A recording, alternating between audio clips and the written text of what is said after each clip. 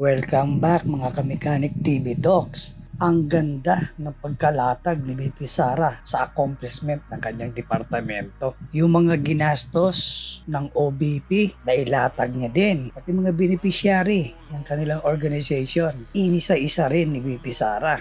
At pinasalamatan niya din ang mga sumuporta sa OBP gaya ng DNR, National Police, NGO, community groups, mga church organization at iba pa. Kaya sabay-sabay nating panoorin at intindihin yung mga sinasabi niya. And then sa dulo, kayo na rin po ang musga kung ano ang ginagawa ng VP Sara natin. Let's welcome the Honorable Sara Z. Duterte, Vice President of the Republic of the Philippines and Secretary of the Department of Education.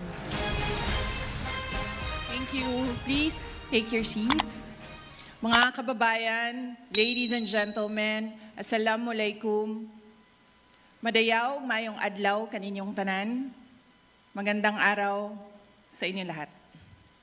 Unang-una, nagpapasalamat po ako sa lahat ng mga naririto ngayon at patuloy na kaagapay ng Office of the Vice President sa paglilingkod sa mga Pilipino. Hindi matatawaran ang halaga ng inyong kontribusyon sa mga proyekto at programa ng OVP para sa ating mga kababayan. The Office of the Vice President would not have accomplished even half of what we have achieved without your trust in the integrity of the OVP, your dedication to public service, and your commitment to uplifting the lives of the Filipino people. We have a long list of organizations to thank, from the government and private sectors, from the business community, people's organizations, local government units, and private individuals. Last year, Pasidungog was a celebration of partnership we forged through the values we all uphold as government institutions with a common pursuit of a better life for Filipinos. We continue to celebrate our partnerships today as we take a closer look at the changes that happen to the individuals, families, groups, or communities that we have reached. The impact of our collaborations on the lives of those who needed medical care, burial assistance, immediate relief assistance, food aid, free public transport, and school supplies has been incredibly significant. And our delivery of public services have profoundly made a difference in the lives of our people. When we brought government programs to the communities, through our satellite offices and extension offices, we essentially brought the government right to the doorsteps of Filipino homes. Essentially, we have two kinds of interventions. First, services that provide immediate help to citizens in distressing situations. And second, services that provide long-term solutions to social issues confronting our citizens. The first intervention supports people experiencing hunger, financial insecurity, medical crisis, and calamities. The second are initiatives that build the capacity of communities to address issues that impact their lives.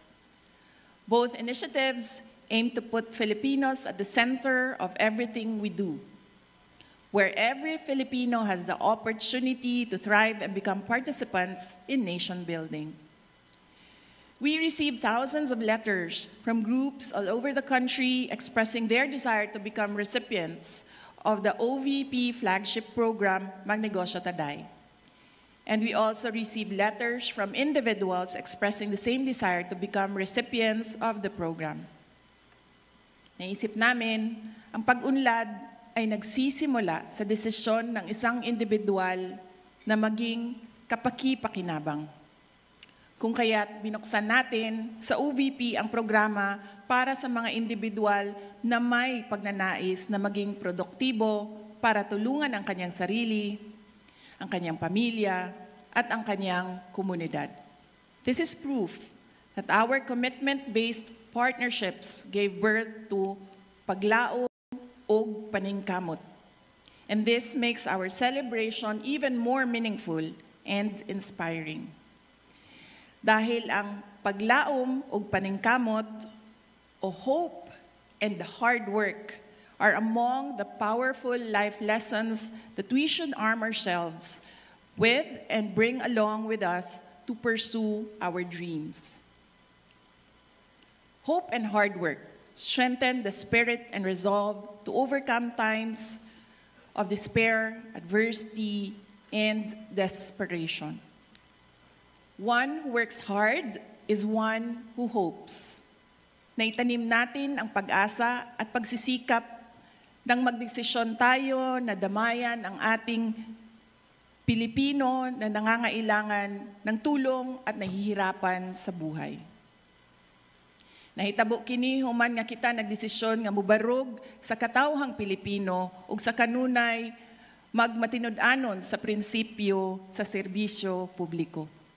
Allow me then, ladies and gentlemen, to report to you and to the nation the progress of the programs and projects of the Office of the Vice President that were only made possible through your support.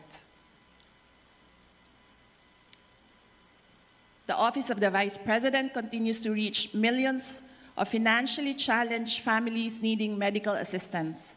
The Medical Assistance Program is the top OVP social service for Filipinos. In April 2023, we reached 22,970 Filipinos. From May 2023 to April 2024, our satellite office and OVP Central Office focused on enhancing our efficiency to support more Filipinos needing medical assistance.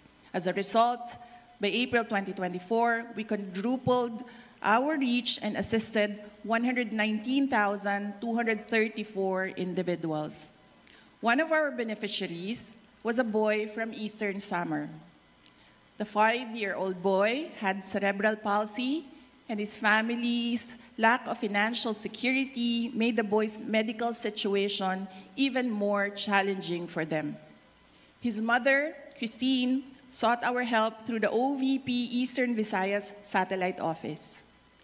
His daily struggle living with cerebral palsy is shared by a family that constantly worries about the risk of him acquiring life-threatening respiratory health conditions. We donated a set of equipment that addresses the boy's respiratory issues. The best that we can do is to ensure that breathing becomes less difficult for him. With an increased reach, our medical assistance program disbursed 1 billion pesos in contrast to just 236 million pesos in April of last year. We thank our partner hospitals, pharmacies, and other social service providers for the success of our program. In April 2024, over 30,000 families accessed our burial assistance totaling 150 million pesos. Compared to last year's period, the program only assisted 6,175 families utilizing 30.8 million pesos. The 400% increase indicates a substantial expansion in the reach and impact our burial assistance program. What started with a single beneficiary, we now have 12 people's organizations who are beneficiaries of the Magnegosyo Taday program. Nakakatuwa ang kwento ng mga benepisyaryo natin. Makikita natin sa kanila ang likas na tibay ng loob ng mga Pilipino para lumaban upang magtagumpay sa harap ng mga pagsubok sa buhay. Katulad na lang ng kwento ng mga miyembro ng Barangay Habag Fisher Folks Association sa Surigao del Sur. Mahirap ang kanilang buhay. May mga anak na pinag-aaral. Walang ibang pinagkakakitaan kundi ang pangingisda. Ngunit, hindi organisado ang mga mangingisda ng barangay. Kanya-kanya ang kanilang operasyon. Kanya-kanya rin sila sa pagharap ng mga problema at paghahanap ng solusyon. However, it only takes one person to initiate change. Isa si Danilo sa naglakas ng loob na hikayatin ang mga kapwa mangingisda na magtatag ng grupo. Alam ni Danilo na kapag organisado, maraming oportunidad ang magbubukas para sa kanila. at matapos nilang itatag ang Barangay Habag Fisherfolks Association, hindi lamang oportunidad ang nagbukas sa kanila, kundi pati pag-asa. Ang kasanatian sa Barangay Habag Fisherfolks Association nagpakita kanato sa pagtubo sa kooperasyon sa mga miyembro sa komunidad ug ang pagkusog sa ilahang maayong pagtagad sa usag-usa. Ang Barangay Habag Fisherfolks Association karon ang nag-unang supplier og isda sa ilang lugar ug mga sikbit nga barangay. Currently, 12 civil society organizations comprising over 26,000 members have benefited from the Magnegosyo Taday entrepreneurial support. Each organization received 150,000 pesos for their livelihood projects. Nais ko lang ibahagi sa inyo ang kwento ng Mika, ang unang women's organization na tumanggap ng Magnegosyo Taday Fund. Ang mga miyembro ng Mika ay nakapagkita sa akin noong Marso para ipaabot sa OVP ang kanilang pasasalamat sa kanilang narating 2 taon pagkatapos nila naging recipient ng programa. Dalan din nila ang application forms para sa akin dahil nais kong maging member ng Mika. I am saying this because I am deeply impressed by Mika's advocacy and how the group exemplified the message of hard work and hope. Magandang halimbawa para sa mga kababaihan ang Mika. Ang epekto ng pag-asenso ng Mika ay hindi lamang nakasentro sa kanilang organisasyon, umaabot din ito sa buong komunidad sa pamamagitan ng kanilang partisipasyon sa mga aktibidad na naghihikayat ng aktibong partisipasyon ng mga kababaihan sa pagpaunlad ng kalidad ng buhay. Bukas ang Magnegosyo Taday na alalayan ang mga grupo ng mga mangingisda, LGBT, mga babae, kabataan, senior citizens, PWD, mga driver ng tricycles at iba pa. Ngunit katulad ng nasabi ko, binuksan natin ang programang ito sa mga individual na handang bumangon, tulungan ang kanilang sarili at maging produktibong Pilipino. Mula May 2023 hanggang April 2024, ang Magnegosyo Taday ay nakapagbigay ng puhunan na aabot sa 15,000 para sa 17 na mga Pilipino para simulan ang kanilang sariling livelihood projects. Kabilang sa mga individual project proposals na tanggap ng OVP ay ang sari-sari stores, salon at livestock growing. Pinapangarap natin na mas marami pang mga grupo o individual mula sa mga komunidad ang maabot natin sa pamamagitan ng Magnegosyo Taday. At OVP, we empower people to empower communities. And empowered communities build a strong, peaceful, and stable nation. Our Libreng Sakay program has assisted 735,202 Filipinos from May 2023 to April 2024. Since we started this project in 2022, we have already provided free transport services to 1.1 million Filipinos.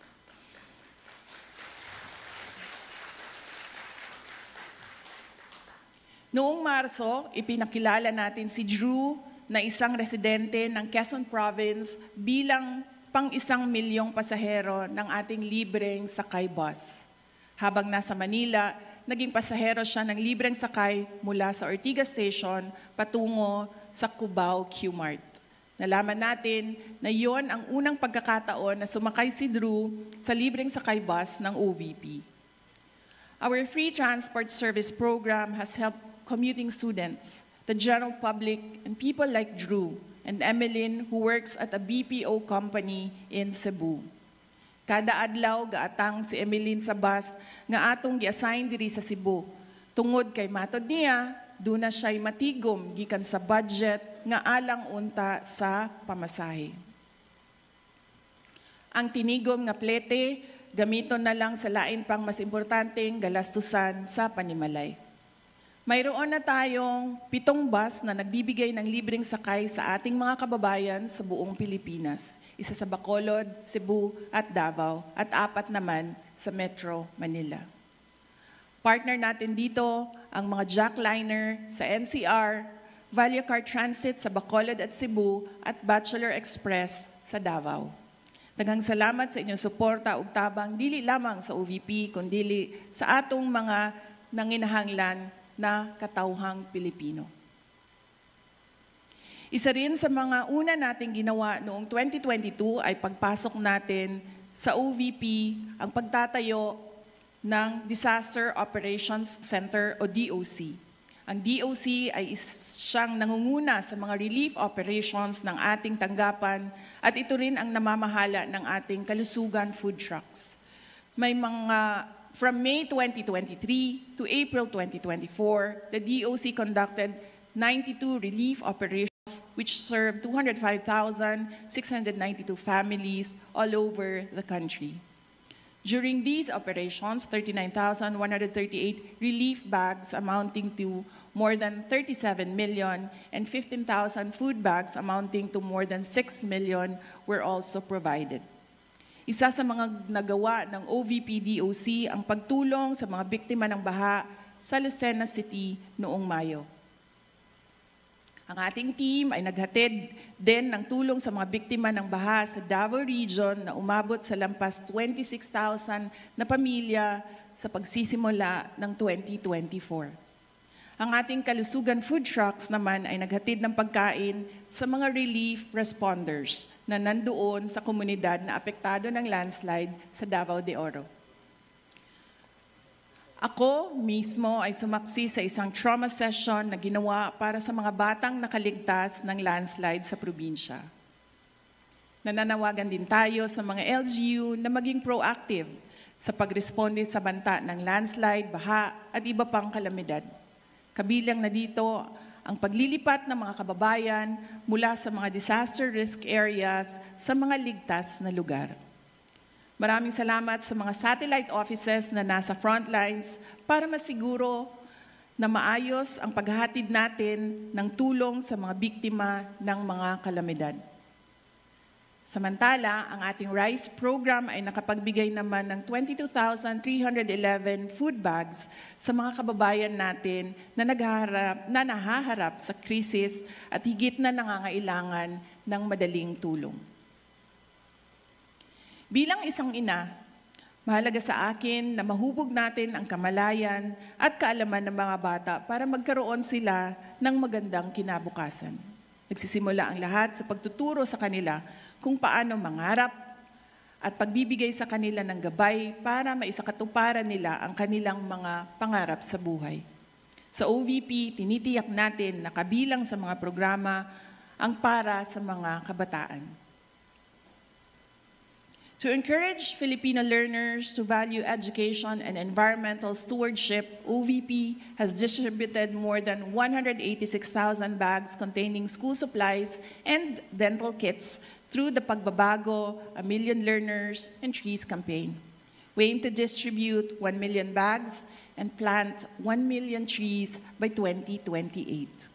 Through the program, we planted more than 266,000 trees from Luzon, Visayas, and Mindanao. Dako ang paghinaot sa tabang sa mga partners ug sa panguna sa mga satellite offices nga makabuot nato ang atong mga targets. Naniniwala ako at base na rin sa mga sigla at tiyaga ng ating mga satellite office staff at partners mula sa iba't ibang ahensya ng pamahalaan, kabilang na ang DNR, DepEd, Armed Forces of the Philippines, Philippine National Police, NGOs, community groups, church organizations, at mga advocates, magagawa natin ito. Umabot na nga tayo sa iba't ibang liblib na lugar ng Luzon, Visayas at Mindanao para sa ating programa. Narating natin ang mga conflict areas ng UPI sa Maguindanao sa pamamagitan ng ating satellite office sa BARM. Dahil dinadaanan ng maraming giyera, hirap sa pag-aaral ang ating mga kabataan sa lugar. At alam natin na nagiging mas vulnerable ang mga kabataan sa mga conflict areas kung hindi natin sila nabibigyan ng atensyon at tulong. Narating din natin ang mga bundok ng Bukidnon sa pamamagitan ng OVP Southern Mindanao Satellite Office. Narating din natin ang liblib na lungsod ng Palanan sa pamamagitan ng OVP Cagayan Valley Satellite Office. Isolated area ang Palanan mula sa ibang bahagi ng Sierra Madre. Mararating lamang ito sa pamamagitan ng eroplano, bangka o ilang araw na paglalakbay sa gubat. Ngunit wala namang mas mahalaga para sa isang tapat na lingkod bayan, kundi ang tunay na makapaglingkod at maiparating sa ating mga kababayan ang ating serbisyo. Salamat sa mga tumulong sa OVP para marating ng OVP Cagayan Valley Satellite Office ang ating mga kababayan sa Palanan. Meanwhile, the OVP Pansarap Bonds have augmented the nutritional requirements of over 14,000 malnourished and severely malnourished students by providing more than 1.1 million fortified bonds in the past year. Napatunayan ng iba't ibang mga pag-aaral na ang nasyon ay may malaking papel sa paghubog ng ating mga kabataan. Hindi lamang ito mahalaga sa kanilang pisikal na mga aktibidad, kundi pati na rin sa kanilang talino. Ang unang hangarin natin ay makita ang pagbabago sa timbang ng mga kabataang underweight at ito ay epektibo sa unang pagpapatupad natin ng programa sa Davao at Nuro sa UPI, Maguindanao. Kaya naman, dinala natin ang programa sa Estancia Central Elementary School sa Iloilo. Maraming mga learners sa paaralang ito ang mga undernourished. Sa loob ng 120 days, inaasahan natin ang magandang resulta sa pamamagitan ng pagbibigay sa mga kabataan ng nutritional bonds na may 10 flavors na pinatibay ng mga nutrients tulad ng vitamin A, carbohydrates, protein, calcium, at iron. Kasabay ng programang ito, ang masusing pagsubaybay ng mga nutritionists sa pag-unlad ng kalusugan ng mga bata. Our You Can Be VP program, or You Can Be Vice President program, also continued, and our participants joined me during my official trips abroad. The program already has 5 student participants.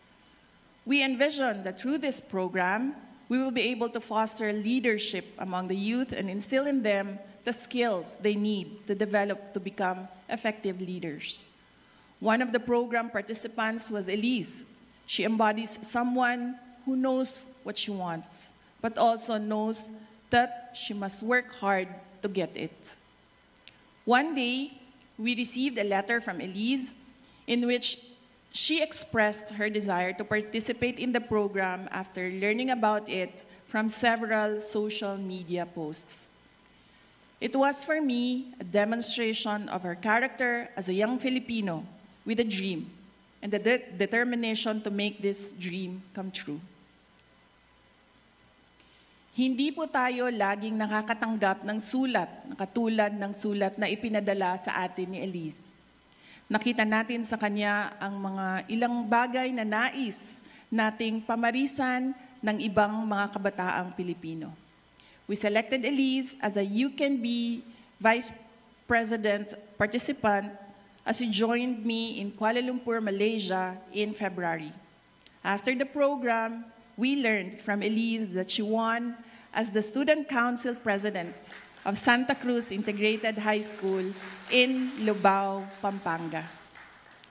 She embodies hard work, optimism, and determination, and her self-confidence will tremendously help her fulfill her dreams. At this point, allow me to honor the 4 other student leaders who have joined me on my official trips abroad since we started the program in 2022. Trix is a grade 9 student from Dinalupihan, Bataan. Naomi is a grade 8 student from Bacolod, Negros Occidental. Kester is a grade 4 student from Danao, Cebu. And Shara May is a grade 8 student from Northern Samar. They have stories that could inspire young Filipinos to value education, pursue their dreams, and become agents of change as leaders. And they have stories that could become our anchor of hope that one day the Philippines will be led by Filipinos named Elise, Trix, Naomi, Kester, and Ciara. Since May 2023 to April 2024, I had 56 diplomatic engagements. These activities with various countries have contributed towards deepening and broadening the bilateral relations with our partner countries. In my capacity as Secretary for Education and President of the Southeastern Asian Ministers of Education Organization, or SIMEO Council, I visited Brunei Darussalam, Singapore, Republic of Korea, Malaysia, and the Kingdom of Cambodia. Let me emphasize, however, hindi kasali sa ASEAN ang Korea, but I was there because I was invited by the government of Korea. Let me emphasize, however, that these engagements were all carried out under the authority as the Vice President. During courtesy calls and meetings, I was able to meet 41 ambassadors, my counterparts as Secretary for Education and Vice President, and other foreign dignitaries. Since assumption into office, we have been moving around the country, meeting with different communities, consulting with organizations, and talking to LGU officials. From May 2023 to April 2024, we participated in 342 meetings and events all around the country. These visits keep us in touch with the realities on the ground, and they remind us of the work that should be done. Mga kababayan, ladies and gentlemen, while we celebrate our success, we are not really here to congratulate each other, tap each other's back, or make ourselves feel better for what we have achieved. I take this as a reminder of the more significant challenges ahead of us as we continue to fulfill our aspirations for the Filipinos. I also take this as a reminder that we are here based on our commitment as responsible leaders and Filipino citizens. At sa pagpapatuloy natin ng ating mga programa, araw-araw ay patuloy din nating maririnig ang iba't ibang kwento ng buhay mula sa mga Pilipino na dudulog para humingi ng tulong sa atin sa Central Office ng Office of the Vice President at 10 satellite offices at 2 extension offices. At aasahan nila ang ating pagpapasya. Katulad ng ating pagpapasya sa nakalipas na 2 taon kung saan nagdesisyon tayo na maging epektibong ahensya ng pamahalaan para sa mga mamamayan. Inaasahan ng mga Pilipino na mananatili tayong tapat sa ating tungkulin sa kanila at sa ating bayan. Yan po ang hamon sa atin. We are given the opportunity to serve the people and become institutions that would help restore the people's trust in our government through effective, relevant, and timely public service. May we not squander the opportunity to lead, serve, and lift people up so that they become part of our mission to build the nation. Lastly, let me say that the power of collaboration to make things happen can only be put into play if all the actors involved, if all of us here fully dedicate, fully commit to honoring our social contract with the people. And we have proven that we are focused, we are resolute, we are strong. Mga kaigsuunan, wala pa natapos ang atong kontrata sa mga Pilipino.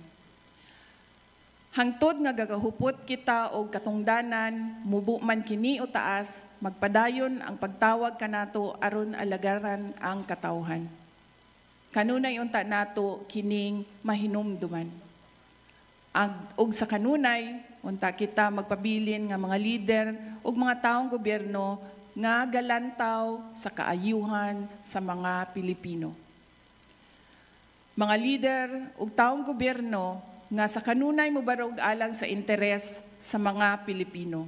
Ug mga lider ug taong gobyerno nga matidunod-anon ug sa kanunay gasubay sa prinsipyo sa pagsilbi sa publiko. Salubungin po natin ang panibagong yugto ng ating kolaborasyon na may nag-aalab na pagsisikap at pag-asa para sa mga Pilipino at para sa Pilipinas. Mga kababayan, patuloy po tayo maging matatag tungo sa pagtaguyod ng isang bansang makabata at mga batang makabansa. Ang lahat ng ginagawa natin ay para sa Diyos, sa bayan, at sa bawat pamilyang Pilipino. Syukran.